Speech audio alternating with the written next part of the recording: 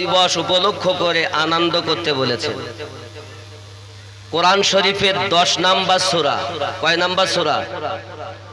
সূরাটির নাম সূরা ইউনূস, আয়াত নাম্বার 58। কত? 58। আল্লাহ পাক বলেন, বিসমিল্লাহির রহমানির রহিম, কুল বিফদলিল্লাহি ওয়া বিরহমাতিহি ফাবিযালিকা ফালইফরাহু। নবী আপনি বলে দিন, বলে দিন আল্লাহর ফজল ও রহমত পেয়ে তারা যেন আনন্দ করে। জোরে বলেন। আল্লাহ বলছেন আনন্দ করতে, নবী আল্লাহ নবীকে বলতে বলছেন।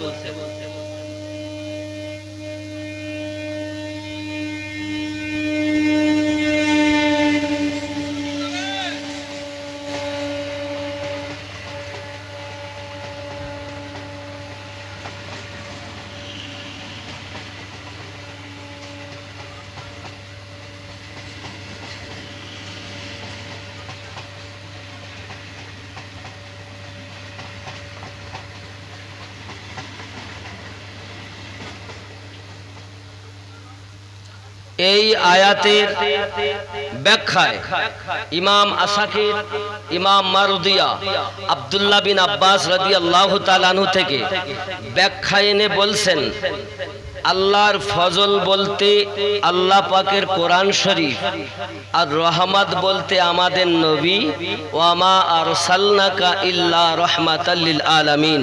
আল্লাহ বলেন, নবী গো আমি আপনাকে পাঠাতাম না, আমি আপনাকে পাঠিয়েছি সারা জাহানের জন্য রহমত করে। তাহলে আল্লাহ নিজে বলছেন আনন্দিত হতে, তাহলে আমরা নবী পেয়ে আনন্দ না দুঃখিত? এখন যদি কোন নবীর দুশমন বলে নবীর আগমনে আনন্দ করা যাবে না, তারা আল্লাহর কোরআন মাজিদের খেলাফ কথা বলল। আয় আল্লাহ, আমরা যদি নবীর আগমনে আনন্দ করি, কোরআন পেয়ে যদি আনন্দ করি, আপনি কি দিবেন? আল্লাহ পাক বলছেন, হুয়া খায়রুম মিম্মা ইয়াজমাউন, তোমরা যাহা উপার্জন করে রেখেছো আমি আল্লাহ তার থেকে বেশি দেব। ধরে বলেন, তাহলে আমরা যা করেছি আল্লাহর নিয়ামত পেয়ে যত শুকরিয়া করেছি, তার থেকে বেশি যখন আনন্দ করব আল্লাহ বেশি দিবেন। সূরা মানে 10 নম্বর সূরার 58 নম্বর আয়াতে আল্লাহ প্রমাণ করেছেন। জোরে বলেন। এতটুকু কথা বাংলা বলতে পারবেন না? লোক জিজ্ঞাসা করলে পারবেন না? যে আনন্দ করার কথা আল্লাহ বলেছেন এবং বেশি বেশি দেবেন এটাও আল্লাহ বলেছেন। সেটাও কোথায় আছে? 10 নম্বর সূরার 58 নম্বর আয়াত। আসুন। গুঞ্জ উঠি সদায়ে মারহাবা, আ গয়ে হুজুর আ গয়ে, আ গয়ে হুজুর আ গয়ে।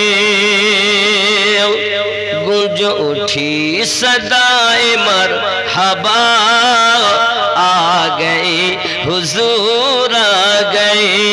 জশ্ন ঈদ বারবি মনা, আ গয়ে হুজুর আ গয়ে। জোরে বলো। জশ্ন ঈদ মানে 12 তারিখের আনন্দ করো। কেন? আ গয়ে হুজুর আ গয়ে। জোরে বলে। আরশ ফারশ মে থে গুফতগু, मैं बड़ा हूँ या है बड़ा तू। আকাশ আর জমিনে তর্ক হচ্ছে, তুই বড় না আমি বড়। তখন জমিন বলছেন, কি বলছে? হ্যাঁ আব হুঁ मैं बड़ा, आ गए हुजूर आ गए, आ गए हुजूर आ गए। जश्न ईद बारबी मना, आ गए हुजूर आ गए। जोरे बोलो। হ্যাঁ বাবা, কাবার নিকটে যখন গেছে তো কাবার মূর্তিগুলো সেজদায় পড়ে গেছে। পূজারি যে ছিল সে লাফ মেরে চেঁচিয়ে উঠেছে আর সব কাঁপতে লেগেছে। থর থরায় কাঁপনে লাগা, চীখ উঠি পূজারি ক্যা হুয়া, সব কাঁপছে আর পূজারি চেঁচিয়ে উঠেছে। থর থরায় কাঁপনে লাগা, চীখ উঠি পূজারি ক্যা হুয়া, बूत कह के सजदे में गिरे, आ गए हुजूर आ गए, आ गए हुजूर आ गए। जोरे बोलो।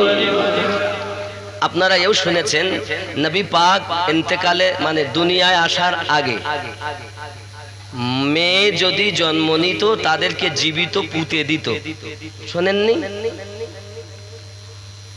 হায় হায়, আমার নবী এলেন তো কি হলো দেখো। গুঞ্জ উঠি সদায়ে মরহবা, আ গয়ে হুজুর আ গয়ে, আ গয়ে হুজুর আ গয়ে। মারি যা চুকি হ্যায় বেটিयों, মারি যা চুকি হ্যায় বেটিयों, মানে মেরে ফেলে দেওয়া হয়েছে মেয়েদেরকে। মারি যা চুকি হ্যায় বেটিयों, अब आकर फख्र से जियो। क्यों क्यों अब कट चुका है पंजाए जफा, आ गए हुजूर आ गए। जोरे बोलो।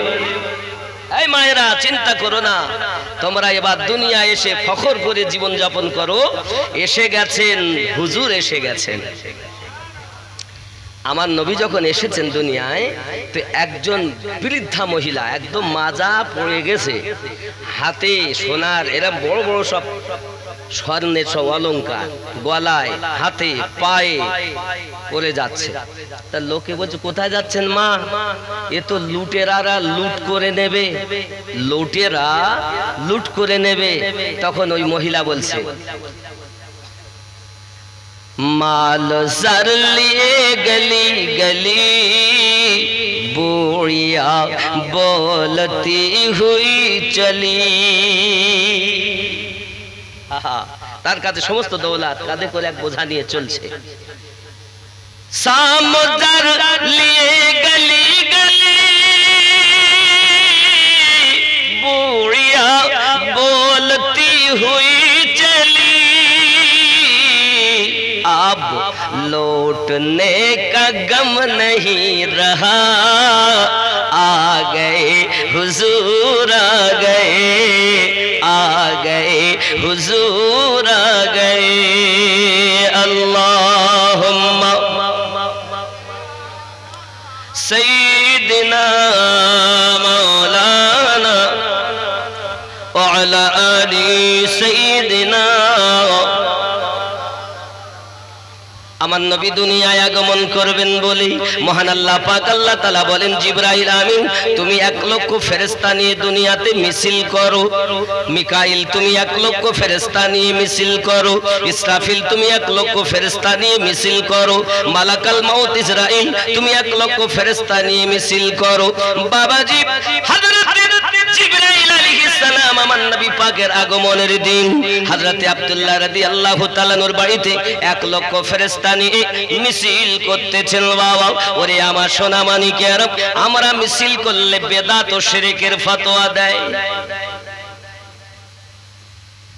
মেম্বার হয়েছে তার জন্য মিছিল করলে শিরক বেদাতের ফতোয়া দেয় না। প্রধানের জন্য মিছিল করলে শিরক বেদাতের ফতোয়া দেয় না। দুনিয়ার নেতাদের মিছিলে গেলে শিরক বেদাতের ফতোয়া পায় না।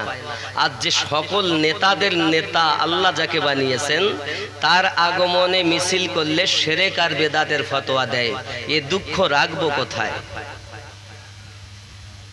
হে বাবা, মেম্বারের মিছিলে গেলে ও হয়তো ঘর পেতে পারে নাকি,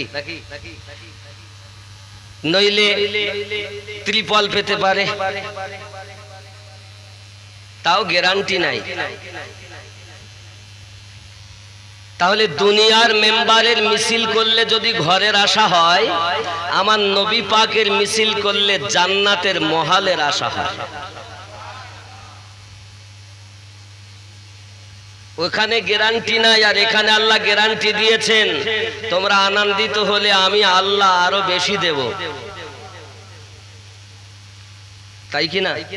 আর মিছিল করে না, কিন্তু আল্লাহ পাক ফেরেশতা দিয়ে মিছিল করাচ্ছেন আব্দুল্লাহর বাড়ি। জোরে বলুন, আব্দুল্লাহর ওই বাড়িতে নূরি মেলা লেগেছে,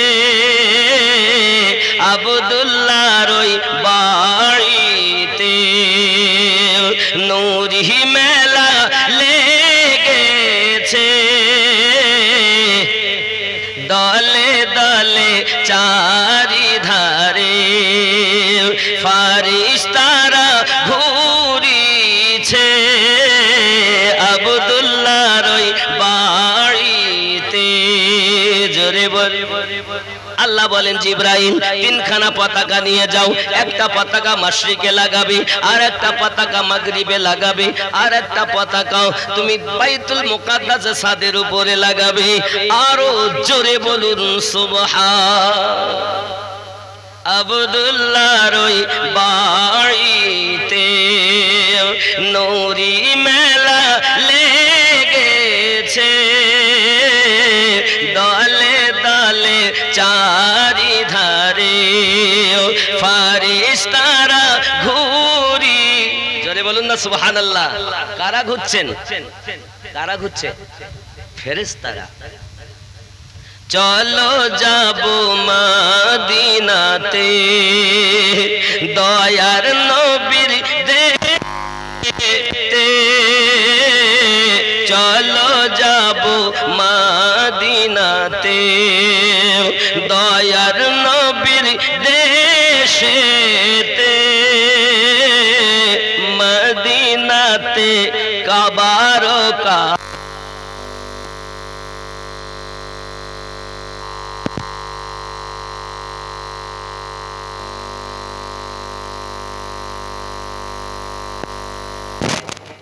মদিনাতে কাবার কাবা, মোদের নবী রয়েছে, আব্দুল্লাহর ওই বাড়িতে নূরি মেলা লেগেছে।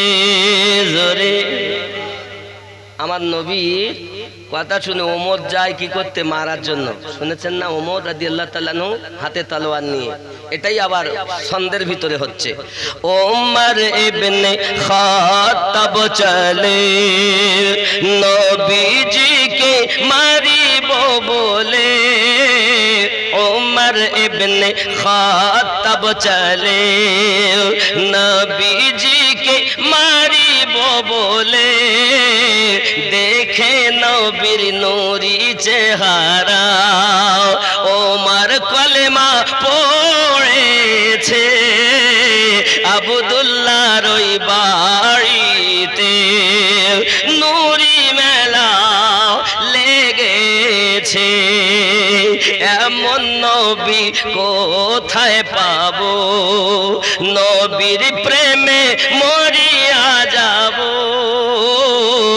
এমন নবী কোথায় পাবো, নবীর প্রেমে মরিয়া যাব, বুকে পাথর নিয়ে দেখো হযরত বেলাল বলিছে, আব্দুল্লাহর ওই বাড়িতে নূরি মেলা লেগেছে। জোরে বলো। আব্বা অনেক কথা, আমার নবী পাক সাল্লাল্লাহু আলাইহি ওয়াসাল্লাম দুনিয়া জমিনে আগমন করলেন, অনেক কথা ছেড়ে দিলাম। হালিমাতু সাদিয়া রাদিয়াল্লাহু তাআলা বাড়িতে লালন পালন হলেন, ছেড়ে দিলাম। হালিমাতু সাদিয়া রাদিয়াল্লাহু তাআলা আমার নবী পাককে আম্মা জানের কাছে খাজা আব্দুল মুত্তালিবের বাড়িতে দিয়ে গেলেন। ওখান থেকে স্টার্ট জীবনী, জোরে বলুন। কারণ আমি যদি নবীর জন্ম থেকে এই পর্যন্ত আসতে চাই তো কম করে 4 থেকে 5 ঘন্টা সময় ওখানে যাবে। কথা বুঝতে পেরেছেন? এবার আমি ওখান থেকে বলবো হযরতে আম্মা আমিনা রাদিয়াল্লাহু তাআলা আনহার কাছে আমার দয়াল নবীর বয়স তখন 6 বছর।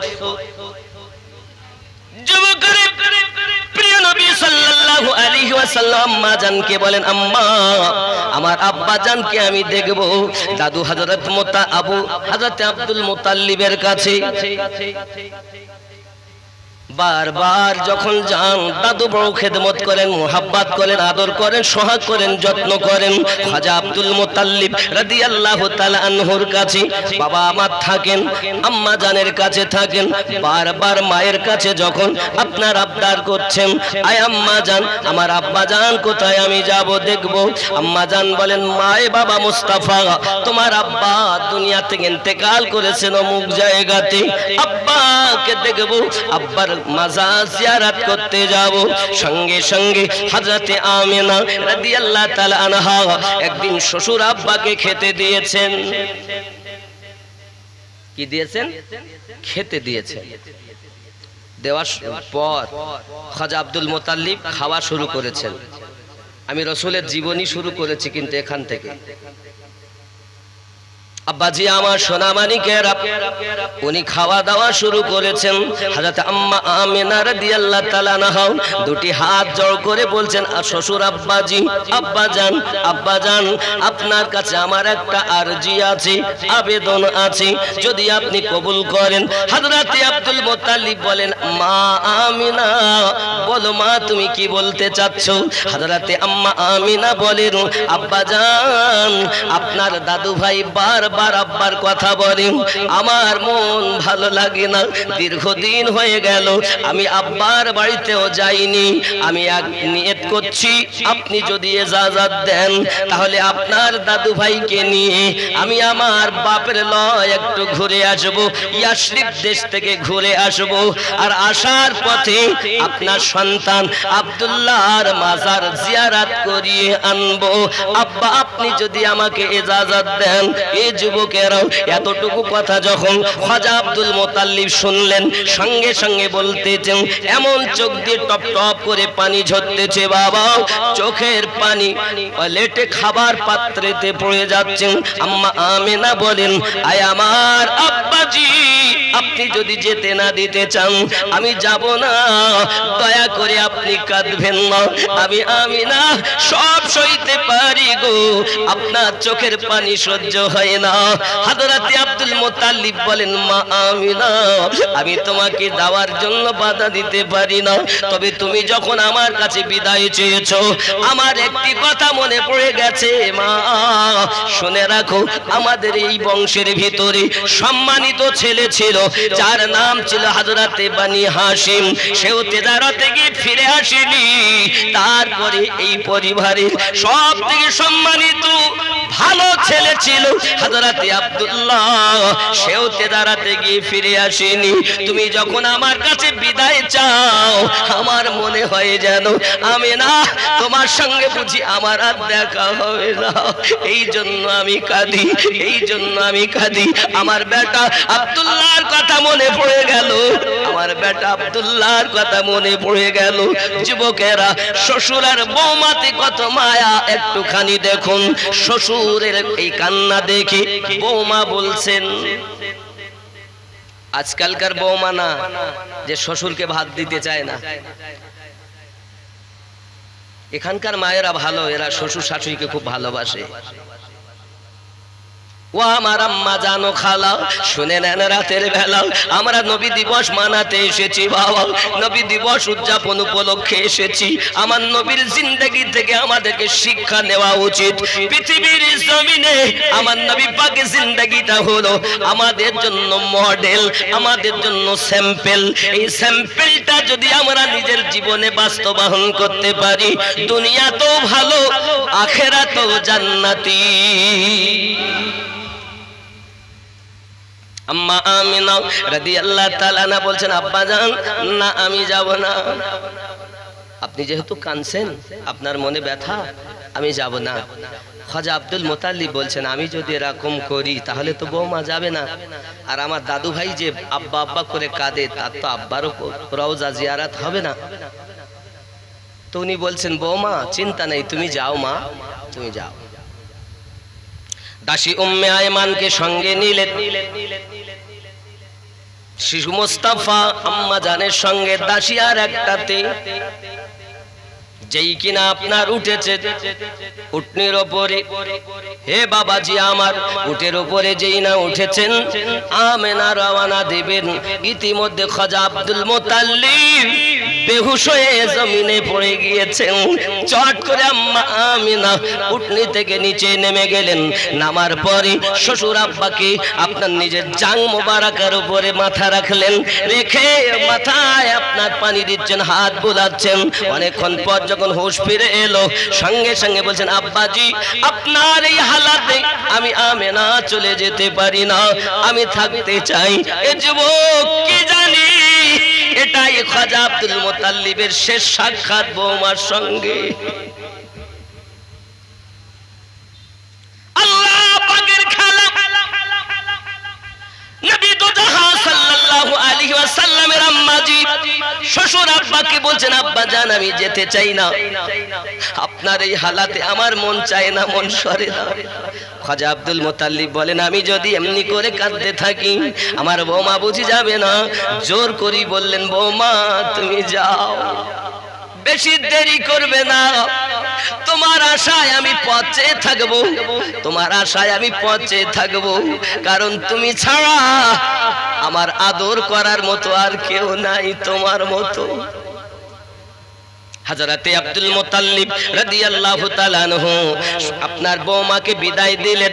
বৌমা আবার আপনার কিনা শ্বশুর আব্বার কদম বুসি করে বিদায় নিয়ে যেই না আপনার উটের উপরে উঠে চেপেছেন, খাজা আব্দুল মুতাল্লিব যতদূর দেখতে পান, যতদূর চোখে দেখতে পান, বৌমাকে দেখতেই আসেন।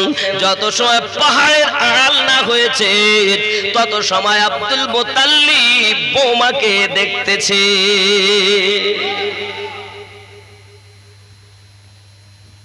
আব্বা আমার দাসী উম্মে আইমানের সঙ্গে আমার নবী পাকের আম্মা জান যখন ইয়াশরিব দেশ, মানে এখন যার নাম মদিনাতুল মুনাওয়ারা, যে দেশটার নাম কি মদিনাতুল মুনাওয়ারা, এই দেশটার নাম কি ইয়াশরিব, মদিনা এখনো হয়নি। আব্বাজি আমার হযরতে আম্মা আমিনা রাদিয়াল্লাহু তাআলা আনহা যাবেন, সংবাদ পেয়ে গেছেন মদিনার মানুষ, আমিনা আসছে তার বেটাকে নিয়ে। বাবা আমার কেউ দেখিনি কখনো মুস্তাফাকে এমন সমাধি। যখন হযরতে আমিনা আমার নবীজিকে নিয়ে যাচ্ছেন, মদিনার মহিলারা, মদিনার পুরুষেরা দেখতেছেন যেন পাহাড়ের দিক থেকে সূর্য উদিত হয়েছে। যুবকেরা আমার, নবী আমার যখন ইয়াশরিব দেশে পৌঁছালেন, ওই ইয়াশরিব দেশে আমার নবীর কদম কেউ জমিনে পড়তে দেয় না, এ কোলে নাই সে কোলে নাই, সবাই বলছে এই তো সেই মুস্তাফা যিনি শেষ জামানার পয়গম্বর, যে হবে কলকি আওতার। জোরে বলো। মদিনায় দাসী উম্মে আয়মান আমেনাকে বলেন, বোন আমি যখন এসেই গেছি তা আমার মন বলে আমি একটু মদিনার বাজারে বেড়াতে যাব, মানে ইয়াশরিবের বাজারে যাব, একটু দেখিনি কোনোদিন, মনে আশা, আজ যখন এসেছি তো যাব। আমিনা বলছে, বোন উম্মে আয়মান তুমি বাজারে যাবে, যাও, অসুবিধা নেই, তা আমি একা যাব না, মুস্তাফাকেও সাথে নিয়ে যাব। সুবহানাল্লাহ বলেন।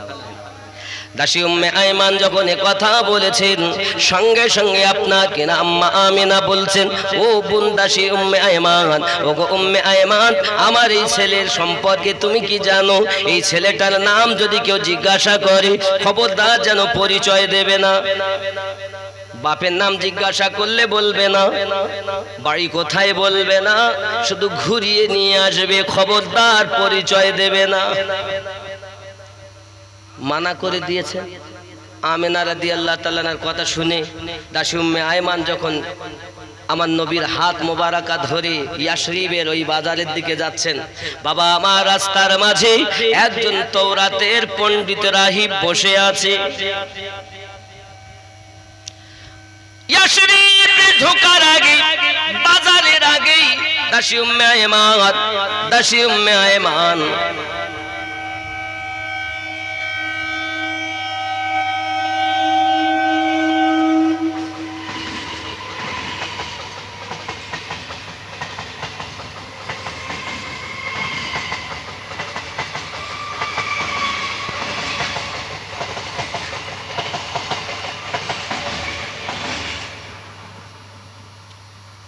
आप दोनों जहां में नजर आया ही नहीं, आप दोनों जहां में नजर आया ही नहीं, क्योंकि अल्लाह ने और कोई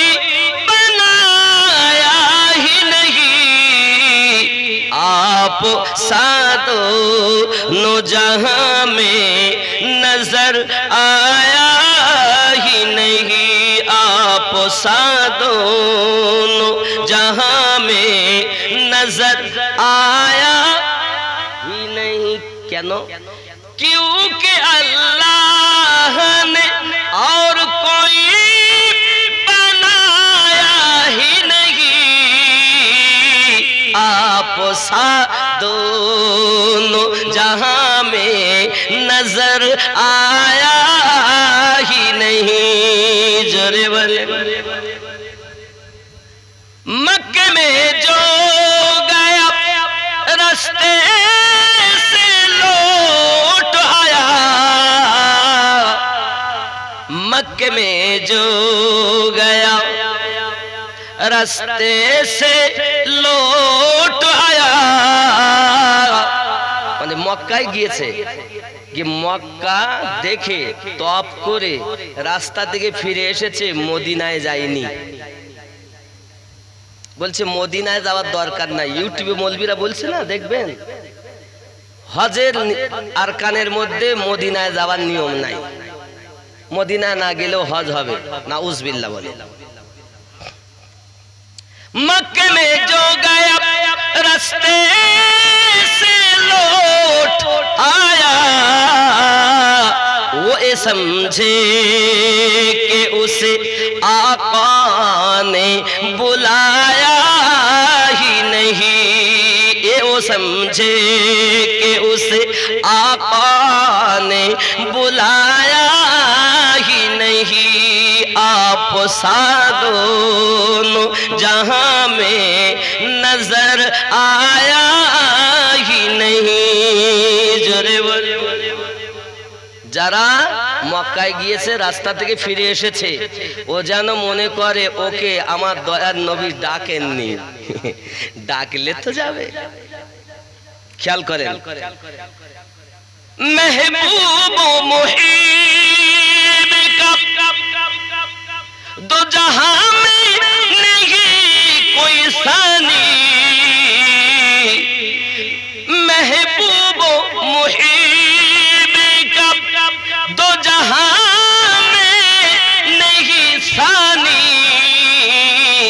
एक का जिस्म नहीं और एक का साया ही नहीं, एक का जिस्म नहीं और एक का साया ही नहीं, आप दोनों नजर आया ही नहीं। जोरे बोल महबूब আমার নবী আর মুহিব হলো আল্লাহ, ঠিক কি না? দো জাহাঁ মে মানে এ জগৎ পর জগতেও কোনো জোড়া নাই, সানি অর্থ জোড়া নাই। আল্লাহর মতো কোনো আল্লাহ আছে? আল্লাহর মতো আল্লাহ নাই। নবীর মতো কোনো নবীও একজনার দেহ থেকে তিনি পাক, দেহ নাই, আল্লাহ দেহ থেকে পাক, আর আমাদের নবী ছায়া থেকে পাক। জোরে বলেন। ঠিক এটাই এই নাতে বলা হয়েছে, মেহবুব মুহিব কা दो जहां में नहीं सानी, एक का जिस्म नहीं और एक का साया ही नहीं। जोरे আমার নবী ছায়া আছে। যুবক নাত বুঝলে অনেক, না বুঝলে কিছুই নাই। খেয়াল করে কবর মে কাহা জব কাহা কবর जब कहा कब्र में मेरे सरकार ने ए मेरा है, फिर नकीरों ने मुझे हाथ लगाया ही नहीं। आप सा दोनों जहां में नजर आया ही नहीं। কবরে যখন গিয়েছি, নবী যখন বলেছেন ও আমার, তখন মুনকার নাকির আমার গায়ে হাতও লাগাননি। হায় হায় হায়। जब कहा कब्र में सरकार ने ए मेरा है, फिर नकीरों ने मुझे हाथ लगाया ही नहीं। নবী যদি একবার বলে দেন, কবরে প্রশ্ন হবে না, মা কুনতা তাকুলু ফি হাক্কি হাজার রাজুল, এই ব্যক্তি সম্পর্কে তোমার কি ধারণা? প্রথম প্রশ্ন তো আমার উত্তর রব্বি আল্লাহ, দ্বিতীয় প্রশ্নের উত্তর হলো আমার দিন ইসলাম, তৃতীয় প্রশ্ন নবী সম্পর্কে ইনি কে। তা আমি যদি বলি নবী আমার, আর নবী যদি বলেন আমি চিনি না, তাহলে কাজ হবে? এই কথা বলেন। তাই নবী যদি একবার বলেন যে আমার, তাহলে মুনকির নাকির আর হাত লাগাবে না। জোরে বলে আব্বাজি আমার সোনা মানিকেরা, চলুন না গিয়ে যাই হযরত উম্মে আইমান আমার নবীকে নিয়ে ইয়াশরিবের বাজারের আগে মনে আছে ঢুকছেন, এমন সময় ওই রাহিব সে দেখতেছে ছেলেটা তো আমি কিতাবে যা পড়ি সেই ছেলে। এমন সময়তে আপনারা গিয়ে গেছে, আগিয়ে যাওয়ার পরে বলতেছেন কে গো তুমি, তোমাদের বাড়ি কোথায়? উম্মে আয়মান কিছুই বলেন না। এই ছেলেটার আব্বার নাম কি তাও বলেন না, এই ছেলেটার দাদুর নাম কি তাও বলেন না, আপনার কিনা কোথা থেকে এসেছো তাও বলেন না, আব্বা আমার তোমার নাম কি তাও বলে না, বলাই তো নিষেধ। সঙ্গে সঙ্গে ওই রাহিব বলে ওগো মা তোমায় বলতে হবে না, আমি শুধু বলবো, তুমি শুধু মাথা হিলিয়ে দেবে। আমি যদি সঠিক হয় তাহলে হ্যাঁ বলবে, আর যদি বেঠিক হয় তো মাথা হিলিয়ে না বলবে। ওই রাহিব যখন আপনার জিজ্ঞাসা করি বলো না বলো না, এই ছেলেটার বাড়ি তো মক্কাতে, মাথা হিলিয়ে দেন হ্যাঁ। এই ছেলেটার দাদুর নাম আব্দুল মুতাল্লিব, এই ছেলেটার আব্বার নাম আব্দুল্লাহ, এই ছেলেটার মায়ের নাম আমেনা, এই ছেলেটা সাথে তুমি এসেছো তোমার নাম দাসী উম্মে আয়মান। হযরত উম্মে আয়মান বলেন কেমন করে বাবুজি আপনি জানলেন? বলে তুমি বললে কি হবে, না বললে কি হবে? এই ছেলেটার সমস্ত বংশ তালিকা কোথায় যাবে, কি হবে, সব তৌরাতের ভিতরে লেখা আছে। আমি তৌরাতের হাফেজ, তৌরাত পড়ে বলতেছি। কথা বুঝতেছে? আব্বাজি আমার সোনা মানিকেরা, এমনি কথা যখন আপনার কিনা ওই রাহিব বলেছি, দাসী উম্মে আয়মান মাথা হিলিয়ে দিয়েছে, সব কিছু তো আপনি সঠিক বললেন। সঙ্গে সঙ্গে বলছেন মাথা যখন হিলিয়েছে, জি হ্যাঁ সঠিক বলেছেন। সঙ্গে সঙ্গে আপনার কিনা ওই রাহিব বলতে চাচ্ছে, দাসী উম্মে আয়মান মাগো তোমার হাত দুটি ধরে বলি মাও, তুমি আগিয়ে যেও না, তুমি ইয়াসরিবের বাজারে যেও না। আমার মতো অনেক মনীষী ঋষি বসে আছে, অনেক তওরাতের পণ্ডিত বসে আছে, জব্বুরের পণ্ডিত বসে আছে, খবরদার যেন তুমি আগিয়ে নিয়ে যাও না। হাজার হাজার দুশমন ওই বাজারে বসে আছে, তাকে যদি একাকী পেয়ে যায় তাকে কিন্তু কতল করে দেবে, তাকে কিন্তু ধ্বংস করে দেবে, যাতে দুনিয়াতে আল্লাহকে কেউ যেন না চিনতে পারে। ওগো দাসী উম্মে আয়মান, আমি তোমার অনুরোধ করে বলি তুমি চলে যাও, এই শিশু মুস্তাফাকে দিয়ে তুমি বাড়িতে ফিরে যাও, নইলে অনেক দুশমন বাজারে ভরা রয়েছে। দাসী উম্মে আয়মান আমার দরুদি নবীকে নিয়ে যখন আপনার ইয়াসরিব দেশে আর গেলেন না, বাজারে গেলেন না, ফিরে যখন আপনার চলেছেন, আম্মা আমিনা রাদিয়াল্লাহু তাআলা আনহা বলেন, ওগো বোন দাসী উম্মে আয়মান কি খবর, তুমি কেমন করে ফিরে এসেছো, এত জলদি কেমন করে এলে? সঙ্গে সঙ্গে বলছেন, বোন আমেনা আমি গিয়েও যেতে পারলাম না, ব্যাপারটা কি? এই ঘটনা ঘটেছে। ওগো বোন আমিনা, আমি তো আপনার কথা পালন করেছি, কাউকে নাম বলিনি, বংশ পরিচয় দেইনি, বাপের নাম বলিনি, দাদুর নাম বলিনি, কিন্তু এরকম সংবাদ আমাকে একজন রাহিব রাস্তার মাঝে দেয়, ডাক দিয়ে আমাকে বলতেছি তুমি শুধু তার নাম আমি বলবো, তুমি শুধু মাথা হিলিয়ে তুমি হ্যাঁ আর না বলবে। ওগো বোন আমিনা, আমি শিশু মুস্তাফা দাদুর নামও বলিনি, আব্বার নামও বলিনি, আমি কিছুই বলিনি, কিন্তু সে অটোমেটিক সব কিছু বলেছে। আমি জিজ্ঞাসা করলাম, বাবুজি আপনি কিভাবে এগুলো জানলেন? উনি বলেন, আমি তওরাতের হাফেজ, তওরাত দেখে দেখে বলতেছি। আমাকে ফিরিয়ে দিয়েছে যে বাজারে যেও না, অনেক শত্রু আছে, তাকে মারবে, তাকে আঘাত করবে, নিয়ে যাও। বোন আমিনা, এর জন্য আমি ইয়াসরিবে ঢুকিনি, আমি ফিরে এসেছি। আব্বাজি আমার সোনা মানিকেরা, এমন করে ইয়াসরিব দেশে উনি থাকলেন, নানার লয়ে থাকলেন, আম্মা আমিনার বাপের লয়ে থাকলেন। আব্বাজি আমার সোনা মানিক, আম্মা আমিনার আব্বার নাম তো জানেন, আব্দুল ওয়াহাব। আরে আব্দুল ওয়াহাব কে ছিল জানেন? আব্দুল ওয়াহাব হলো আব্দে মান্নাফের ছেলে। সুবহানাল্লাহ বলেন। এই বংশ পরম্পরায় অনেক, যাই হোক বাবাজি আমার সোনা মানিকেরা, দাসী উম্মে আয়মানে কথা বলার পরে ইয়াসরিব দেশে আর কয়েকদিন থাকলেন। থাকার পর আপনার কিনা ওখান থেকে এবার মক্কায় আবার ফিরে আসবেন বলে রওনা দিয়েছেন। আব্বা আমার মানুষজন শত্রু চতুর্দিকে। সত্য কখনো চেপে থাকে? থাকে বাবা, সত্য তো চেপে থাকবে না। চতুর্দিকে মানুষ কিন্তু সংবাদ পেয়ে গেছে, অমুক ছেলে পেয়েছি, যা নুরানি চেহারা, আর আমার নবীর চেহারা তো চন্দ্রের থেকেও সুন্দর। হায় হায়, হে সোনা মানিক আমার, যাই হোক না কেন, আমিনা রাদিয়াল্লাহু তাআলা আনহা যদি দেখেন 14 দিন, মতান্তরে 29 দিন, আম্মা আমিনা রাদিয়াল্লাহু তাআলা আনহা ওই ইয়াসরিব দেশে থেকে উনি রওনা দিয়েছেন। মানুষ দেখলে এ পথে অন্য পথে যান, সে পথে মানুষ দেখলে আরেক পথে যান, এইভাবে উনি যাচ্ছেন। বাবা আমার যেতে যেতে মাকামে আবা,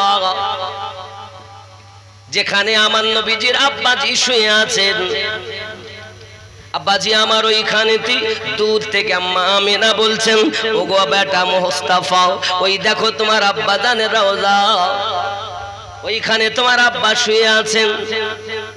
আব্দুল্লাহ রাদিয়াল্লাহু তাআলা ইন্তেকাল করেছিলেন না, তারপরে আম্মা আমিনাও এসেছিলেন, আব্দুল মুত্তালিবও এসেছিলেন। এ অনেক, ওই ইতিহাস অনেক গুজরে গেছে অনেক আগে। আমি এমনি বলিনি যে 5 ঘন্টা যাবে ওদিক। আপনি দেখেন আমি কতদূর নিয়ে যেতে পারি জীবনীটা। এমন সময়তে হযরত আম্মা আমিনা রাদিয়াল্লাহু তাআলা আনহা আপনার করলেন কি, বেটাকে যখন বললেন, মুস্তাফাকে বললেন, দয়ার নবীকে বললেন, আমার দরুদি নবী আমার আব্বা জানের রওজার কাছে চলে গেছেন, আব্বা আমার এমনি করে রোনাজারি করছেন তিনি। ও সোনা মানিকেরা আমার, এমনি করে দূর থেকে আম্মা আমিনা রাদিয়াল্লাহু তাআলা আনহা দাসী উম্মে আয়মানকে বলছেন, দাসী উম্মে আয়মান আমার কাছে এসো। দাসী উম্মে আয়মান যখন কাছে এসেছে, বলছে, দাসী গো আমার শরীরটা ভালো করতেছে না, আমাকে একটু ধরো। ও বাবাজিরা আমার, এমন সময়তে উনি যখন ওইখানেতে বসে পড়েছেন আর হেলান দি চোখটা একটু এটে এসেছে, হঠাৎ করে দেখতেছেন রওজার উপরে খাজা আব্দুল্লাহ আমনাকে হাতছাউনি দিয়ে ডাকতেছে। ও সোনা মানিকেরা, আর যদি কোনো মিলিত ব্যক্তি হাতছাউনি দিয়ে ডাকে, এটাই হলো মৃত্যুর লক্ষণ। ও যুবক সোনা মানিক, এমনি করে আম্মা আমিনা রাদিয়াল্লাহু তাআলা আনহা যখন দেখলেন তার স্বামীকে, মনটা বড় খারাপ হয়ে গেল, ঘুম তো ভেঙে গেল। সঙ্গে সঙ্গে মুস্তাফাকে ডাকতেছি, ও দাসী উম্মে আয়মান, আমি তোমাকে কয়েকটা উপদেশ দিয়ে যাই, শোনো। তুমি যেন মনে হয় আমি আর বাঁচবো না, আর ফিরে মনে হয় মক্কাতে যাব না। তুমি বাড়ি যাবে, আমার শ্বশুর আব্বাকে মদিনার সমস্ত ঘটনাগুলো শোনাবে, ইয়াসরিব দেশের ঘটনাগুলো শোনাবে। ও দাসী উম্মে আয়মান, তোমার কাছে আমার আবদার, আমার ছেলে মোস্তাফাকে যেন কোনোদিন খেলতে দিও না। তুমি তত সময় যেন খেও না যত সময় আমার এতিম মোস্তাফা না খাবে। বলো তুমি আমার সঙ্গে কথা দিলে কি নাও? এ দাসী উম্মে আয়মান, আমি কাকে বলে যাব, কার কাছে সঁপে যাব? আমি তোমার কাছে আমার বেটা মোস্তাফাকে সঁপে দিয়ে যাচ্ছি। এ দাসী উম্মে আয়মান, আমার শ্বশুর আব্বাকে সমস্ত ঘটনাটা খুলে খুলে বলবি। সোনামানি এমনি করে আম্মা আমিনা রাদিয়াল্লাহু তাআলা আনহা যখন দাসী উম্মে আয়মানকে বলতেছেন, সোনামানিকেরা আমার, দাসী উম্মে আয়মান বলেন, ও বোন আমিনা, আমি আপনার সমস্ত শর্তগুলো মেনে নিলাম। আমার মোস্তাফাকে একটু ডাকো। দয়ার নবী যখন আপনার কিনা আম্মার কাছে এসেছেন, আম্মা আমিনা বলছেন, বাবা মোস্তাফা, প্রত্যেকটি নতুন জিনিস একদিন পুরানো হয়ে যায়। আমি দুনিয়ায় এসেছি, আমিও চিরজীবন থাকবো না, আমি দুনিয়া থেকে চলে যাব। ওগো মোস্তাফা, শুনে নাও বাবা, তুমি যেন কখনো খেলতে যেও না বাবা। কেন মা? খেলতে যাব না। খেলতে যখন যাবে বাবা, অনেক কথা, আল্লাহ পাক তোমাকে খেলার জন্য দুনিয়ায় পাঠাইনি। হযরত আমিনা বলে, ওগো বেটা মোস্তাফা, তুমি দুঃখ করো না, তোমার দাদুর কাছে যাবে আর পুরো সব কিছু খুলে খুলে বলবি। দাদুর কাছে থাকবে, দাদু যেভাবে তোমাকে চালায়, যাদের কাছে রাখে তাদের কাছে থাকবে। বাবা বলো তুমি খেলতে যাবে না? শিশু মোস্তাফা বলেন, আম্মাজি না না, আমি খেলতে যাব না বেটা, মনে হয় আমি আর বাঁচবো না। এমন করে কথা বলতে বলতে আম্মা আমিনা রাদিয়াল্লাহু তাআলা আনহা চিরজীবনের মতো ইন্না লিল্লাহি ওয়া ইন্না ইলাইহি রাজিউন পড়ে নিয়েছেন। দয়াল নবী ছোট বালকের মতো এত চিৎকার মেরে কেঁদেছিলেন, এত কান্না কেঁদেছিলেন রে বাবা, যেটা কবিরা লিখতেছে। বাবা শিশু নবী মায়ের পাশে বসে বসে কাঁদে রে, আর শের পায়া হিলে রে। দয়ার নবী মায়ের পাশে বসে বসে কাঁদে রে, আর শের পায়া হিলে রে। বাড়ি গিয়ে কাকে আমি ডাকিব? দয়াল আম্মা, কে বা আমায় কোলে নিবে, কে বা দিবে মুখে চুমা। গর্ভে এতিম পিতা হারা মাও গেল চলে রে, আর শের পায়া হিলে রে। দয়ার নবী মায়ের পাশে বসে বসে কাঁদে রে, আর শের পায়া হিলে রে। আল্লাহুম্মা মোহাব্বতে আলা আলি সাইয়্যিদিনা। আব্বাজি আমার সোনামানিকেরা, হযরতে দাসী উম্মে আয়মান কাঁদতেছেন, প্রিয় রাসূল আপনার কাঁদতেছেন। পেটে থাকতে আব্বাস হারিয়েছেন, 6 বছর বয়সে চিরজীবনের মতো আম্মা হারিয়ে ফেলেছেন। দয়াল নবী আমার এমন কি বিশাল কান্না করেছেন, সেখানে আল্লাহ পাক আল্লাহ তাআলা 2 জন ফেরেশতা আসমান থেকে পাঠিয়ে দিলেন। জোরে বলুন। ওই ফেরেশতার মাধ্যম দিয়ে আপনার কিনা হযরত আব্দুল্লাহ রাদিয়াল্লাহু তাআলা নূর মাজারের উল্টা পাশে হযরতে আম্মা আমেনা রাদিয়াল্লাহু তাআলা নার মাজার মুকদ্দাসা হয়েছে। জোরে বলুন না ইয়া রাসূলুল্লাহ। ফেরেশতার মাধ্যমে দাফন হয়েছে আম্মা আমিনা। দাফন হওয়ার পর দাসী উম্মে আয়মান একটি উট আপনার খালি, আর একটিতে আপনার আমার দাসী উম্মে আয়মান আর আমার নবী চেপে আছে। যুবক আমার টুকটুক করে চলে আসছেন মদিনা ইয়াশরিফ দেশে চলে আসছেন। বাবা হযরতে আব্দুল মুতাল্লিব রাস্তায় যদি কাউকে দেখেন জিজ্ঞাসা করেন আমার বৌমা আমেনাকে কি আসতে দেখেছো? বাবা প্রত্যেক দিন লাঠি ঠেকা দিয়ে মানুষ দাঁড়িয়ে দাঁড়িয়ে বৌমার অপেক্ষা করে। কত মায়া ছিল শ্বশুরের বৌমার সাথে। যুবকরে হযরত আব্দুল মুত্তালিব রাদিয়াল্লাহু তাআলা আনহু এমনি করে কান্না করতে করতে আপনার কিনা তার চোখের হালাত অবস্থা অন্যরকম হয়ে গেছে। বাবা হযরতে দাসী উম্মে আয়মান পৌঁছালেন, নবী পাক যখন পৌঁছে গেলেন, পৌঁছে যাওয়ার পরে দাদুর কাছে পৌঁছি আপনার দাদু গায়ে হাত দিচ্ছেন। বাবা তোমার দাদুর সাথে বলবে, কিন্তু খুব ধৈর্য ধরে আস্তে আস্তে বলবে। মা বলে দিয়েছিলেন তোমার দাদু হলো বৃদ্ধ মানুষ, তোমা আমাকে বেশি ভালোবাসে, যদি বলো হয়তো সইতে পারবে না। নবী আমার দাদুর কাছে পৌঁছিয়েছেন, আব্বা নাই মা নাই, শিশু মুস্তাফা দাদুর কাছে পৌঁছিয়ে ফপিয়ে ফপিয়ে ডুকরে ডুকরে কাঁদছে।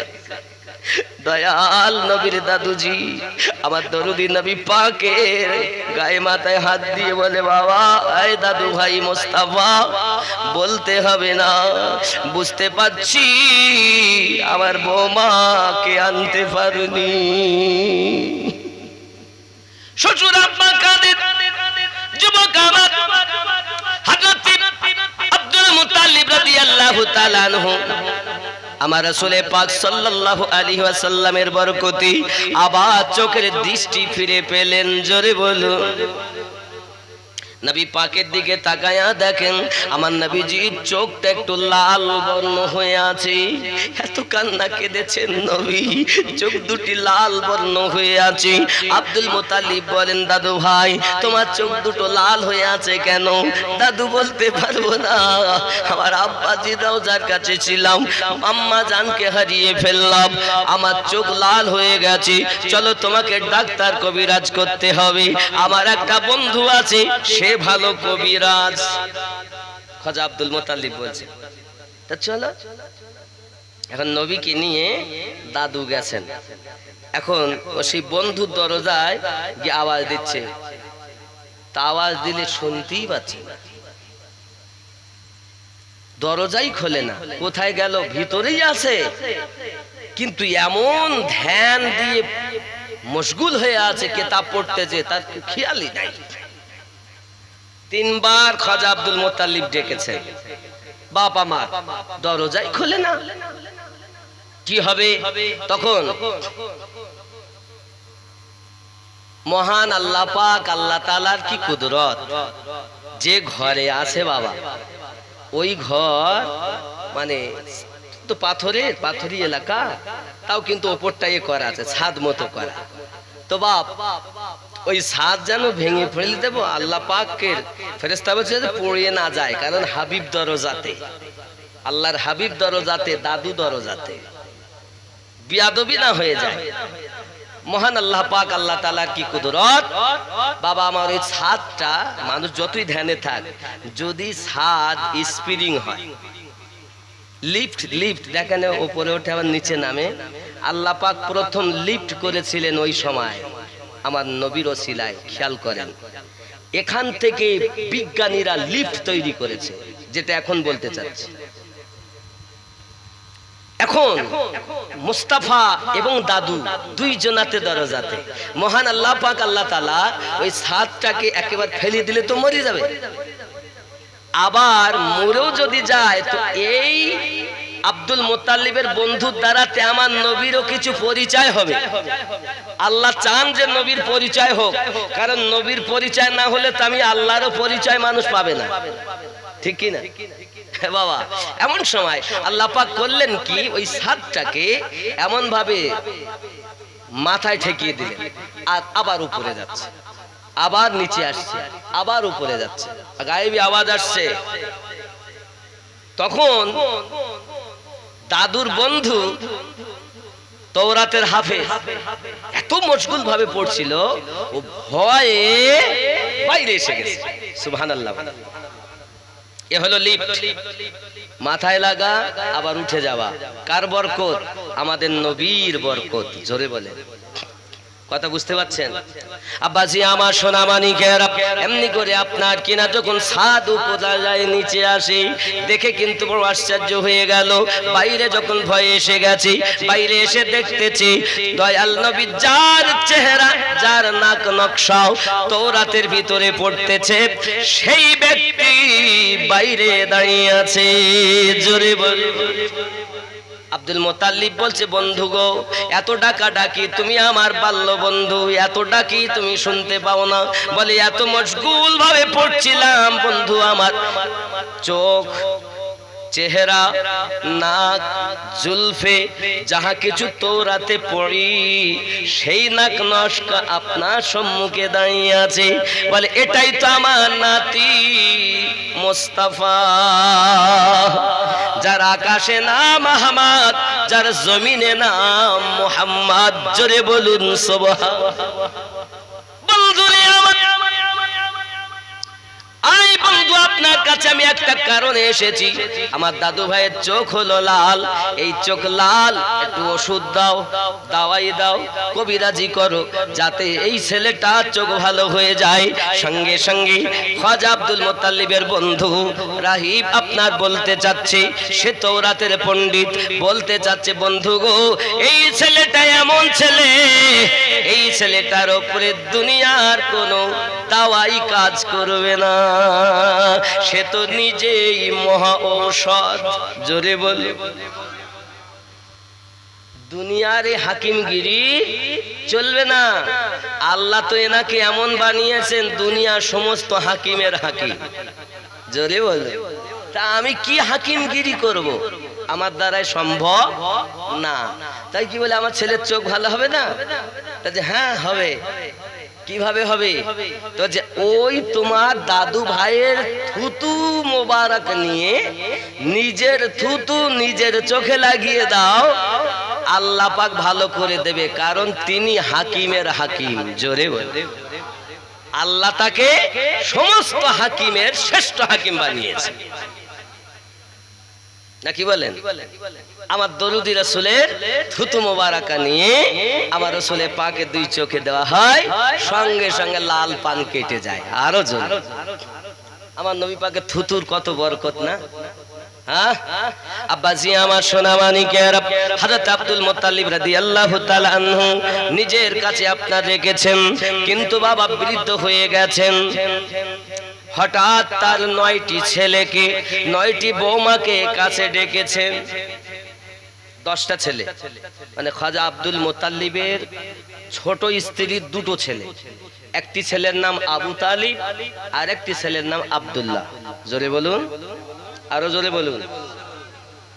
আব্দুল্লাহ রাদিয়াল্লাহু তাআলা যেহেতু ইন্তেকাল করেছেন, তাহলে আর 9 জন আছে। 9টা ছেলে, 9টি বৌমা। কথা কি বুঝতেছেন নাকি? রাসূলের জীবনী, যেহেতু নবী দিবস।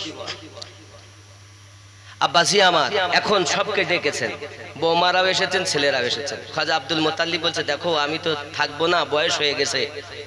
এই ছেলেটা, এর আব্বা আছে? বলছেন না। এর মা আছে? তো না। এর সাহারা বলতে আমি। তোমাদের মধ্যে এর দায়িত্ব নিতে হবে, নিজের থেকে বেশি তাকে মোহাব্বত করতে হবে, নিজের সন্তানের থেকে বেশি ভালোবাসতে হবে। কে আছো তোমরা বলো? কেউ তো বলতে পারছে না। এখন আবু তালিব হলো আপন চাচা, আর গুলো সব কিন্তু অন্য মায়ের, সেও চাচা, তারাও কিন্তু অন্য মায়ের। কথা বুঝতে পারেননি না? জি। এখন সবাই কেউ তো মানতে চাইলো না, রাজি হতে। নিজের ছেলের থেকে নবীকে ভালোবাসা যায়? কেউ রাজি হয়নি। একমাত্র আবু তালিব তিনি রাজি হয়েছিলেন। জোরে বলুন। বৌমাকে ডাক দিলেন। বৌমার নাম কি জানেন? ফাতেমা বিনতে আসাদ। আবু তালিবের স্ত্রীর নাম ফাতেমা বিনতে আসাদ। ও বাবা, আপনি জানেন অনেক শান। ফাতেমা বিনতে আসাদ, তাকে ডেকে আবু তালিব বলছেন, বৌমা, আমার দাদু ভাইকে যেন কোন রকম কষ্ট দিয়ে না, নিজের সন্তানের থেকে ভালোবাসতে পারবে বেশি। ফাতেমা বিনতে আসাদ বলেন, আব্বাজান আপনি দোয়া করেন, আমি ফাতেমা বিনতে আসাদ নিজের সন্তানের থেকে, নিজের জীবনের থেকে মুস্তাফাকে বেশি মোহাব্বত করব। জোরে বলুন সুবহানাল্লাহ।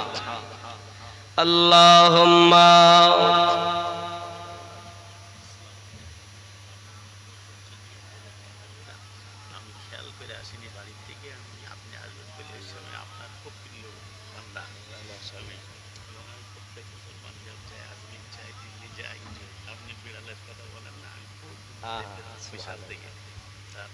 সেদিন ঘুরে আনলাম আমার সঙ্গে মাওলানা সাহেব ছিল, আমাদের এই অবকার ভাইও ছিল, তারপর লোকের সঙ্গে একসঙ্গে হাজির গেলাম 18 সালে।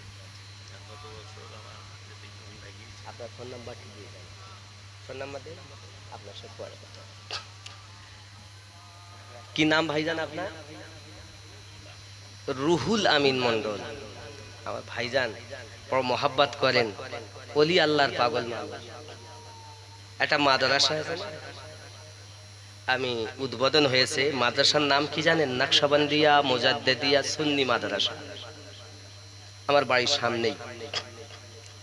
কথা বুঝতে পেরেছেন? নাকশবন্দিয়া মানে বাহাউদ্দিন নাকশবন্দ, মুজাদ্দিদিয়া মানে ইমামে রাব্বানি, যিনি 1000 বছরের মুজাদ্দিদ। আমি ইমামে রাব্বানির 14তম আওলাদ। সেই আওলাদের খলিফার আওলাদের কাছে বায়াত। জোরে বলুন, আরো জোরে বলুন। আমি নাকশবন্দিয়া মুজাদ্দিদিয়া তরিকায় বায়াত। এটা একটা মাদ্রাসা, আল্লাহ আপনাদের দোয়ায়, আপনাদেরই টাকায় হয়েছে। আমি জলসা করে যাই, অল্প কিছু রেখে সব মাদ্রাসার পিছনে দেই। জায়গা কিনে এ করে 60 লাখের ঊর্ধ্বে ব্যয় হয়ে গেছে।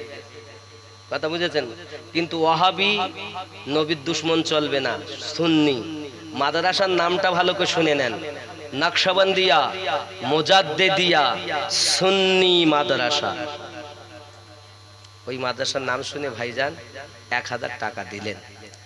বাবা, আপনাদের কাছে বলবো, 1 টাকা পারেন, 5 টাকা পারেন, 10 টাকা পারেন, দিয়ে দেবেন ওখানে, ইনশাআল্লাহ মাদ্রাসায় যাবে। আর ছেলে চাইবে আপনাদের কাছে। আমি আশা রাখি ওই মাদ্রাসায় আপনার ছেলে নবীর দুশমন হবে না, আর আলু হবে না। আলু মানে বোঝেন, সব তরকারিতে চলে, ও ডালেও চলে, গোশও চলে, বেগুনেও চলে, যার সাথে দিবেন আলু চলবে। তা আমাদের মধ্যে আমরা বক্তা যারা দেখবেন, আমরা আলু হয়ে গেছি, সব জায়গায় যায়, খালি টাকা। কিন্তু আল্লাহ রহমত, এ পর্যন্ত আমি ওয়াহাবিদের দাওয়াত নেই না।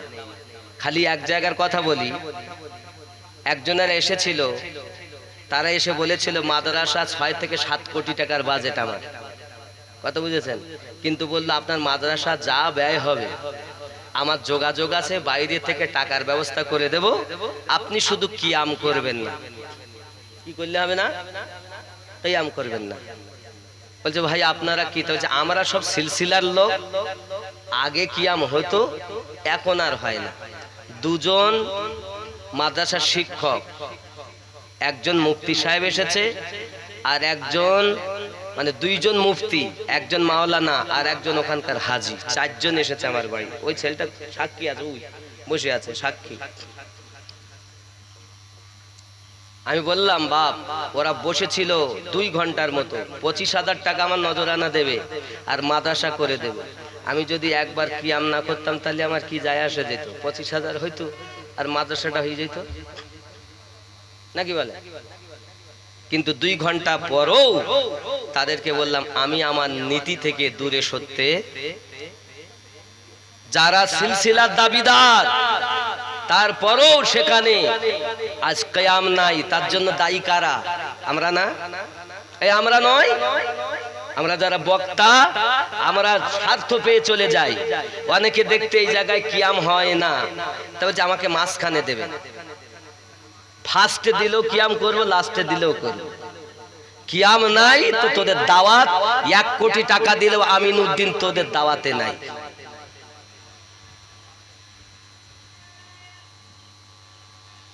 আমরা কিয়াম ফরজ মনে করে করি না, আমরা রাসূলে পাকের মোহাব্বতে মিলাদ ও কিয়াম করি। জোরে বলুন। আমার কথা রাগ করছেন বাবা? যাই হোক, একটু দরুদ শরীফ আল্লাহুম্মা রেখে দাও। وعلى آل سيدنا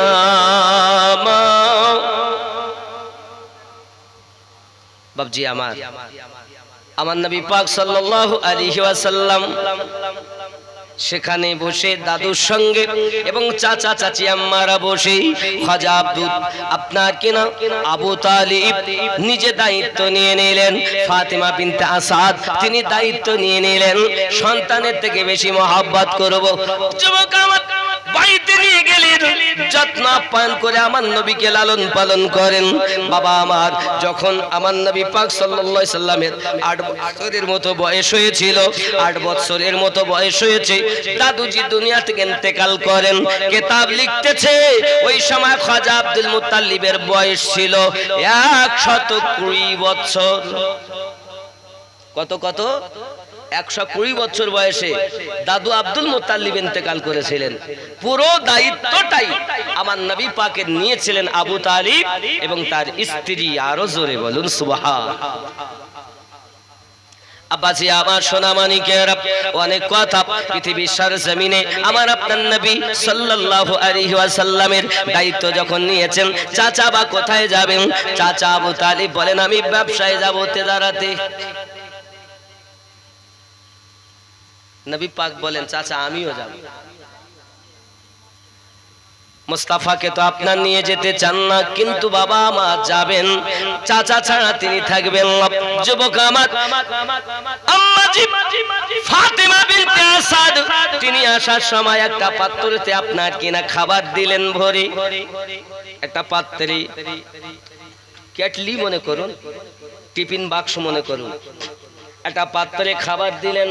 মুস্তাফা রাস্তায় যাবে, ক্ষুধা লাগলে খাবে, আরো কিছু খাবার দিলেন আমার মুস্তাফা যেন কষ্ট না হয়। যুবক আমার চলে যান, যেতে যেতে যুবক আমার কয় অনেকজন সঙ্গে সাথী পেয়ে আমার নবী পাক সাল্লাল্লাহু আলাইহি সাল্লামকে নিয়ে চাচার সঙ্গে তেজারাতে যাচ্ছেন। বাবা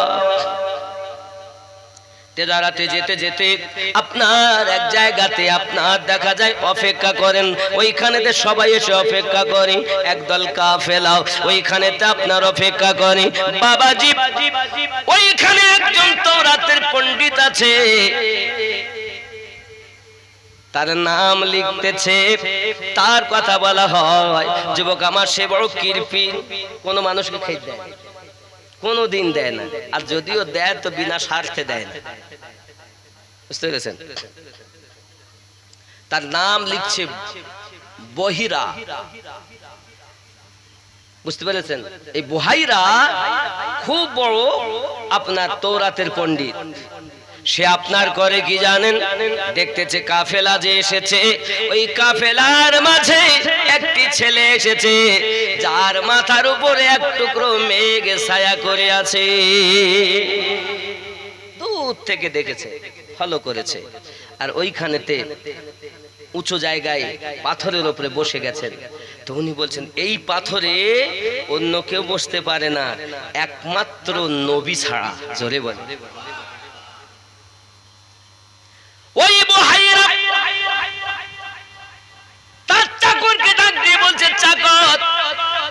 কাজ করো, ওই যে কাফেলা এসেছে, কাফেলাদেরকে আমার বাড়িতে কালকে দুপুরবেলা জিয়াফত দিয়ে এসো।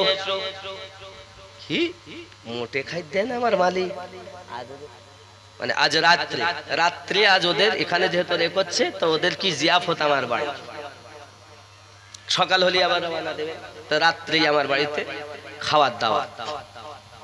আমার মনিব, আপনি জীবনে কাউকে খেতে দেন না, আজকে কি ব্যাপার? আমি কখনো দেখিনি আপনাকে, তাতে বিনা মতলবে দেইনি, তুই আগে দাওয়াত দিয়ায়, ওরা আসুক, তোকে পূর্ণিমা চাঁদের থেকে সুন্দর একটা ঘটনা বা নূর দেখাবো। কথা বুঝেছেন বাবা আমার? এখন অপেক্ষায় আছে, খাওয়া দাওয়ার ইন্তজাম সবকিছু তৈরি করে জিয়াফত দিয়ে এসেছেন। জিয়াফত যখন দিয়েছেন, দাওয়াত যখন দিয়েছেন, ওরা আসবে, এমন সময় আবু তালিব বলেন, মুস্তাফা জি চাচাজি, তুমি এখানে বসে সামান পাত্র চকি দাও, আর তোমার আসার সময় তোমার আম্মা যে কেটলিটা দিল ওই পাত্রটা দাও, আমি আসবো খেয়ে আর তোমার জন্য খাবার নিয়ে আসবো। কথা বুঝেছেন?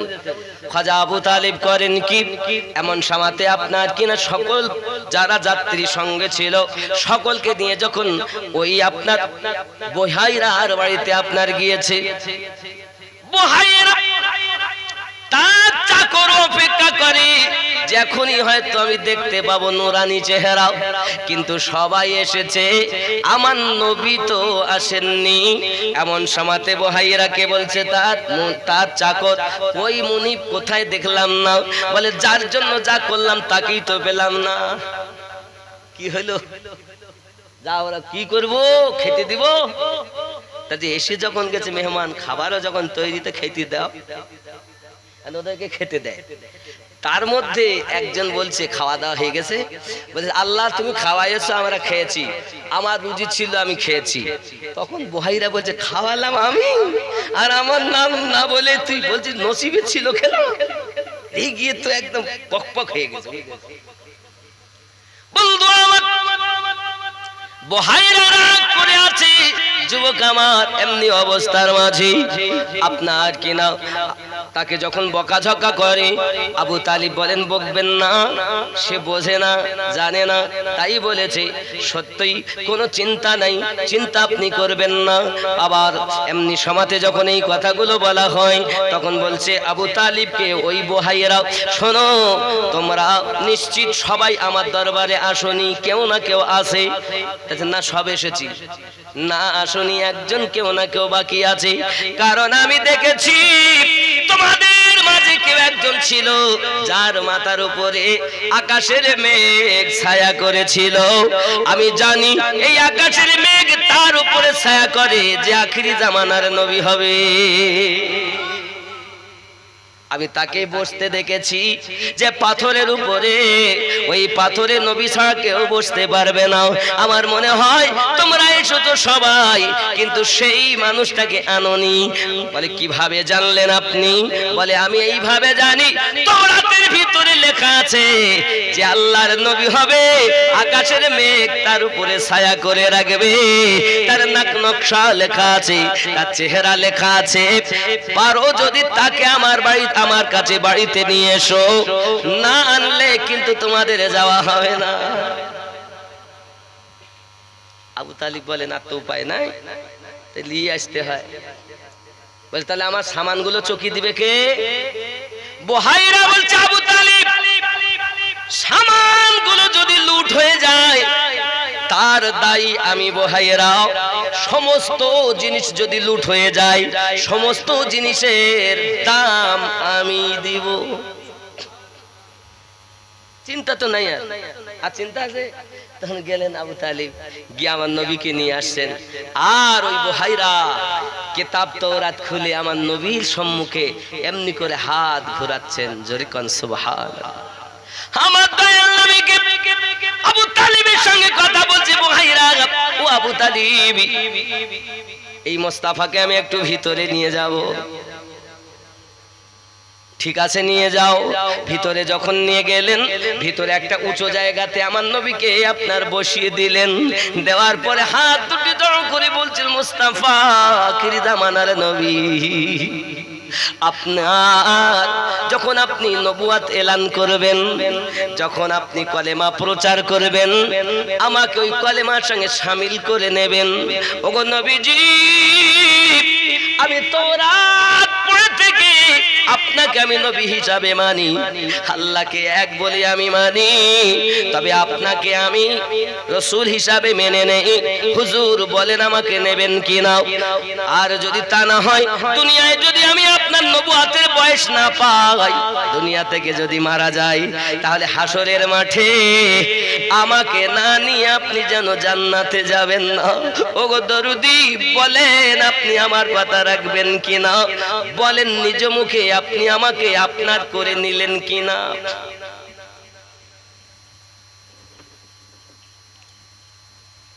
दुनिया हमें अपने जब अपना बनाया है, दुनिया में आपने जब अपना बनाया है, महशर में भी कह देना ये है मेरा दीवाना।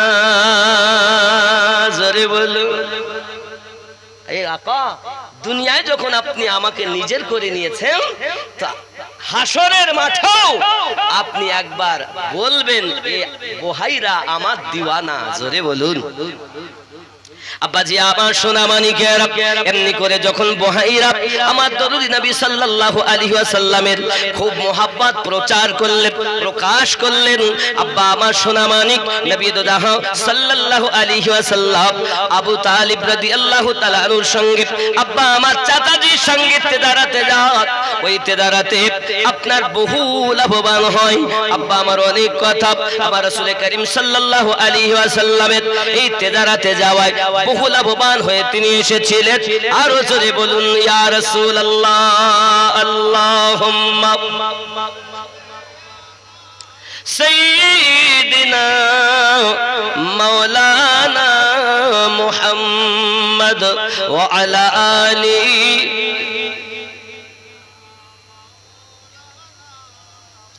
আব্বাজি আমার সোনা মানিক নবী পাকের প্রচার হয়, রাসূলে পাকের আস্তে আস্তে করে চতুর্দিকে প্রচার শুরু হয়ে যায়। দেখতে দেখতে দেখতে দেখতে আপনার আমার নবী সাল্লাল্লাহু আলাইহি ওয়াসাল্লামের 25 বছর বয়স হয়ে যায়। আম্মা খাদিজাতুল কুবরা রাদিয়াল্লাহু তাআলা আনহার এখানেও ব্যবসায়িক হয়, অনেক ব্যবসায় মানুষে যায়, কিন্তু আম্মা খাদিজাতুল কুবরা রাদিয়াল্লাহু তাআলা আনহার অর্থ অনেকে লুটতারাজ করে সঠিক মতো হিসাব দেয় না।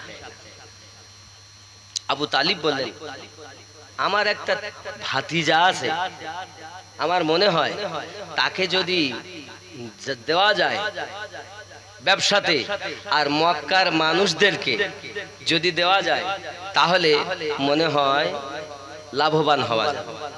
খাদিজা রাদিয়াল্লাহু তাআলা আনহা বলেন, তা খুব ভালো কথা, তাকে ডাকো।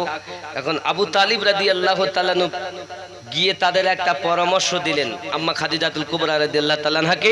সেই পরামর্শ মেনে নিলেন। কি? ওগো মক্কার মানুষ, তোমরা টাকা দেবে, তোমাদের জিনিস রাখবে, বিনিময়ে খাদিজাতুল কুবরা রাদিয়াল্লাহু তাআলা তোমাদের ব্যবসায়িকের সামানপত্র দেবে। ব্যবসা করে আসলে তোমাদের মাল আবার তোমরা ফেরত পাবে। সুবহানাল্লাহ। সবাই দেখে এ তো খুব ভালো জিনিস। আগে ছিল মাল দিয়ে মাল নিলে মাল আর ফেরত পাওয়া যাবে, লাভ্য অংশ দিতে, আর এবার মালও পেয়ে যাব, আমাদের জিনিস আমাদেরও থাকবে, আর লাভ্য অংশ যা হবে তারও ভাগ পাবো। অসুবিধা কি? সবাই রাজি হয়ে গেল। এই দলে পৃথিবীর জমিনে হযরত আম্মা খাদিজাতুল কুবরা রাদিয়াল্লাহু তাআলা আনহা, তার একজন আপনার কিনা দাসী ছিল বাবা। সেই দাসীকে বলতেছে, দাসী এই যে ব্যবসাতে দাঁড়াতে যাবে, জেনে রাখো তার মধ্যে একটি ছেলে আছে যার চেহারাটা নুরানি চেহারা। এই ছেলেটার সঙ্গে তুমি থাকবে, তার চলা বলা ওঠা বসা সমস্ত কিছু আমাকে এসে খবর দেবে। আর আমি তোমাকে ব্যাগের ভিতরে যাও, আলমারির ভিতরে দেখো বাদশাহী লেবাস রাখা আছে। ওই লেবাসটা যদি তুমি তাকে পরাতে পারো তাহলে তোমাকে আমি ফ্রিতেই মুক্তি দেব। টাকা দিয়ে তো মুক্তি হয়, আর এখানে ফ্রি মুক্তি হবে। দাসী বলে, ওগো আমার মুনিব আম্মা খাদিজাতুল কুবরা রাদিয়াল্লাহু তাআলা আনহা, আমি চেষ্টা করব তাকে পোশাকটা যাওয়ার সময় পরানোর। সাথে আবু জাহেল আছে, আরো দল বলে অনেক আছে। বাবা সোনামানিকেরা আমার, এখন দেখা গেল সবাই যখন এক জায়গায় হয়ে আপনার এক জায়গাতে বসেছে, সবাইকে কিন্তু ফকিরি পোশাক পরতে হবে। কি পোশাক? ফকিরি। যেন আমি খাদিজাতুল কুবরার দাস সত্য করতে যাচ্ছি, এজন্য ফকিরি পোশাক পরতে হবে সবাইকে। আবু জাহেলকেও ফকিরি পোশাক। এখন সবাই তো বাবা রেডি সামানপত্র নিয়ে, আর ওই দাসী বাদশাহী লেবাস প্যাকেট থেকে বার করে আমার নবীকে দিচ্ছে। নবীকে যখন দিচ্ছেন, আব্বাজি নবী পাক সাল্লাল্লাহু আলাইহি সাল্লামকে বলছেন আপনি এটা পরিধান করুন। না, আমি পরিধান করব না। মিল্লাত ইসলামিয়া আমার কথা যখন বলা হলো, সঙ্গে সঙ্গে আপনার কিনা ওই দাসীটা বলতে চাইছে, ওগো দয়াল নবী, আপনার কাছে আমার আবদার, ফ্রিতে যদি কারো উপকার হয় আপনি কি চান না আমার উপকার করতে? বলো তোমার কি উপকার হবে? বলে, আমার মুনিব বলেছি, আমার খাদিজাতুল কুবরা রাদিয়াল্লাহু তাআলা আনহা বলেছে আমাকে আমি যদি আপনাকে এই পোশাকটা বাদশাহী পোশাক পরাতে পারি তাহলে আমি ফ্রিতে আজাদ হব। তাই যদি হয় তাহলে আমি নবী চাই না কাউকে কয়েদি রাখতে, দাও পোশাকটা দাও। আমার নবী পরলেন বাদশাহী লেবাস। বাদশাহী লেবাস যখন পড়েছে, বুঝতে পেরেছেন আবু জাহেল বলছে আমরা সব ফকিরি পোশাক পরে যাব আর মোস্তাফা এই পোশাক পরে যাবে, এ ঠিক হবে না। তখন দাসী বলতে, শোনো, চুপচাপ ব্যবসায় যাও তো যাও, নইলে সব মাল ছিনিয়ে নেব। আমি নিজ ইচ্ছায় পোশাক পরাচ্ছি না, খাদিজাতুল কুবরা রাদিয়াল্লাহু তাআলার কথাতে বাদশাহী পোশাক পরাচ্ছি। জোরে বলো। আব্বাজি আমার সোনামানিকেরা, এমনি করে আপনার আবু জাহেল করলো কি, তার দল বলের লোক একদিকে করে নিল, কিছু লোক তার দলে চলে গেল, আর আমার নবী পাকের সঙ্গে এক দল চলে যায়। আব্বা আমার যেতে যেতে যেতে যেতে আবু জাহেল আগে আগে তার দল সাইড করে নিয়ে কেটে চলে যায়। আব্বা আমার এক জায়গাতে সন্ধ্যার আগে আমার নবী পাক কাফেলাকে এক জায়গায় করে আরাম করতে গেলেন। সকালবেলা আবার যাবে। যুবক আমার, এই মুলকে শামতে দাঁড়াতে যাবে।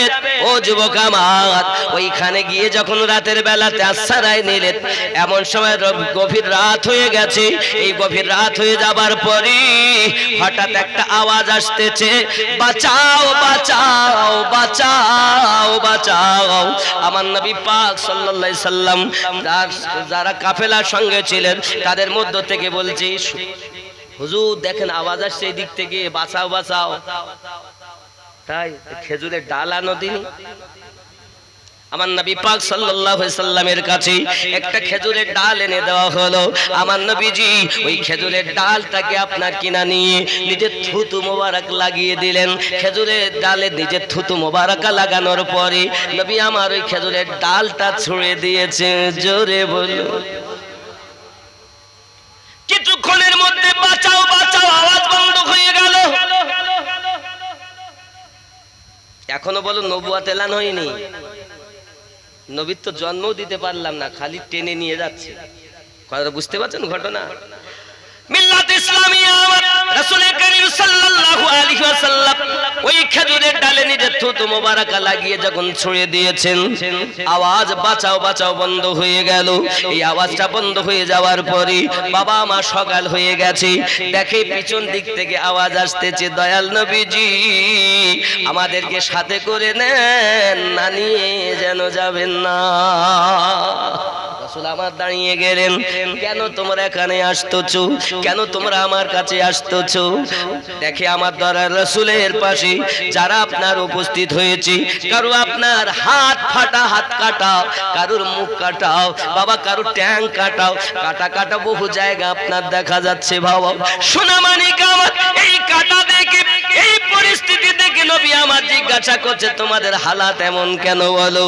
তারা বলছে ওগো মুস্তাফা, এ যাহা কিছু হয়েছে, আবু জাহেলের সঙ্গে যখন আমরা দল ভাগ করে চলে গেলাম, চলে যাওয়ার পরে আমরা যখন রাতের বেলায় আশ্রয় নিয়েছি, একদল দস্যু এসে আমাদেরকে অত্যাচার করে, মারধর করে, আর আমাদের মালমাত্তাগুলো লুট করে নিতে চায়।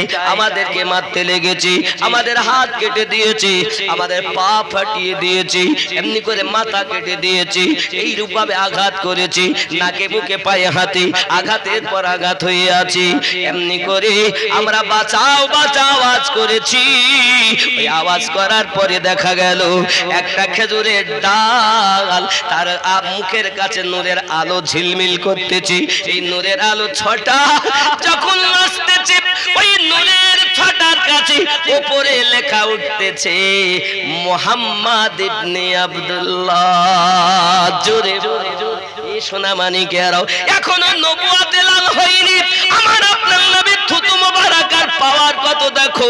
ও যুবকেরাও, তোমরা বলতেছো আমরা নবী মানবো, 40 বছরের পর থেকে আমরা মানবো, 25 বছরের জীবন তোমরা মানতে চাও, আমার নবীজি 63 বছর জীবনটা তোমরা মানতে চাও না।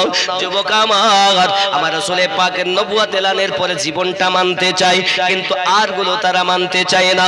যুবকরে আমার এমনি করে যখন ওই কাফেলাগুলো আমার নবী পাককে বলেন হুজুর দুনিয়ায় আমাদেরকে ছেড়ে যাবেন না, আমাদেরকে দূরে সরাবেন না, দয়া করে মেহেরবানি করি আমাদেরকে একটু আশ্রয় দেন, আমাদেরকে কাফেলার সঙ্গে করে নেন, আমরা আবু জাহেলের সঙ্গে যাব না। আল্লাহুম্মা সাল্লি আলা মাওলানা মুহাম্মদ ওয়া আলা আলি সাইয়্যিদিনা মুহাম্মদ। কোথায় আছেন গো দয়াল নবী আমাদেরকে ছাড়িয়া, আপনি বিনে কি লাভ হবে এই জগতে বাঁচিয়া।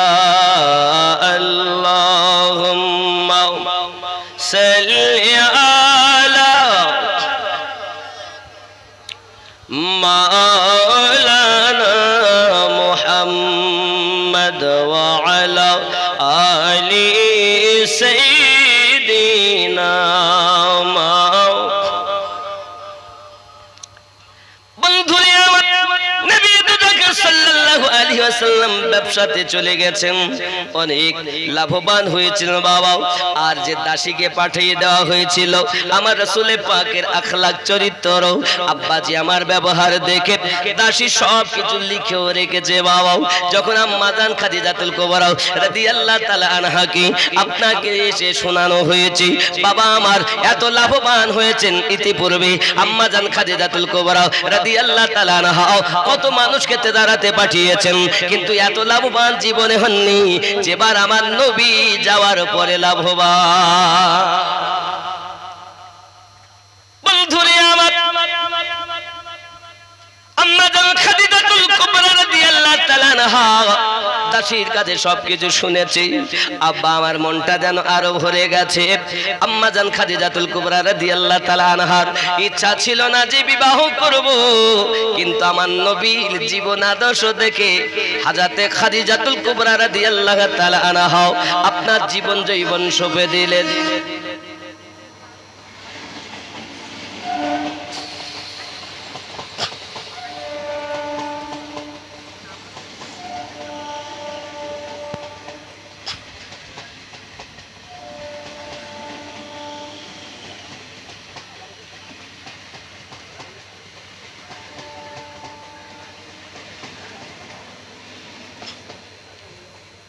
আম্মাজান নিজে বলতে যাচ্ছেন, দয়াল নবী মায়ার নবী গো, আপনি আমার জীবনের জীবন। জোরে বলুন, মায়ার নবী দয়ার নবী গো, আপনি আমার জীবনের জীবন।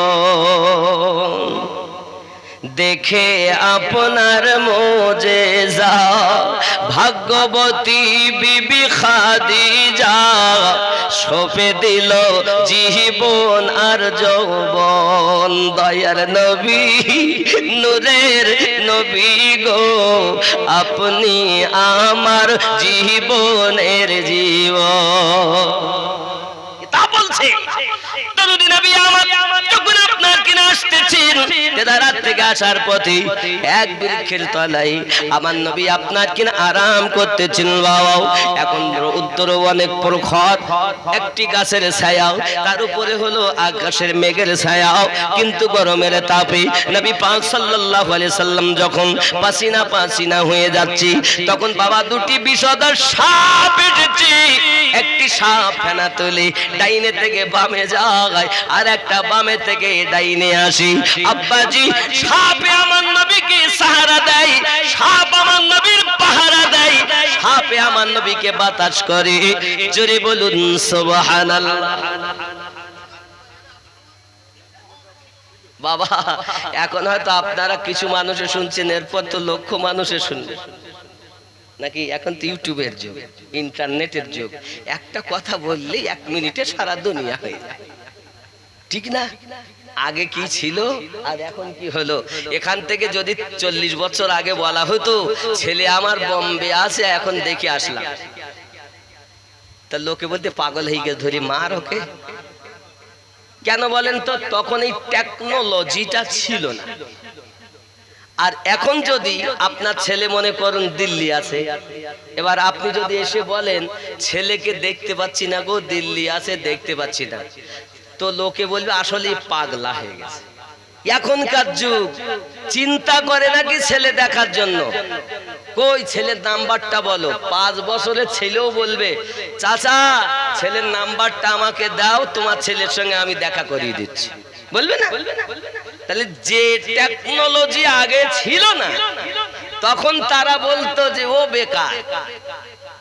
আর এখন যে টেকনোলজি হয়েছে, এখন বলবে না সত্য। জোরে বলুন সুবহানাল্লাহ।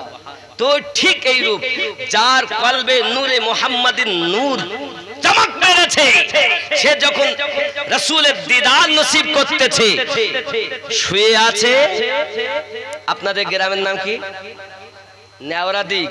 নেওরা দিকে শুয়ে আছে, নবীজিকে দেখতেছেন। নবী এ নেওরা দিকে আসতে পারেন কিনা এই কথা বলেন। আমাদের নবী কি কমজোর? আচ্ছা, এখানে শয়তান আছে, আছে না? আরো একটা যুক্তি দেই আপনাদের, এরা তাদের ফিট করুক, ওদের জন্য আমি একটু সময় দিচ্ছি, নইলে আমি শুরু করে দিতাম ঘটনাটা। তাড়াতাড়ি যা করবা কর। বাবা মা কিছু নাও, অন্তত একটা কিছু তোমরা রেকর্ড করতে যা করো তাড়াতাড়ি করলো, সময় করো না বাবা। এখন বলছি এরা ছিল কোথায় নাকি? কোথা থেকে এরা খবর পেল? আপনারাও দেননি, আমরাও দেইনি। এইটাই তো টেকনোলজি। লাইভে দেখে যায় তো চলে এসে, বুঝতে পেরেছেন? মোহাব্বতে লা ইলাহা ইল্লাল্লাহ, লা ইলাহা ইল্লাল্লাহু মুহাম্মাদুর রাসূলুল্লাহ সাল্লাল্লাহু আলাইহি ওয়াসাল্লাম। তু শাহে খুবা তু জানে জানা है चेहरा उम्मुल किताब तेरा। জোরে বল। এ নাচ যদি আপনি বুঝতেন তাহলে বুঝতে পারতেন। তু শাহে খুবা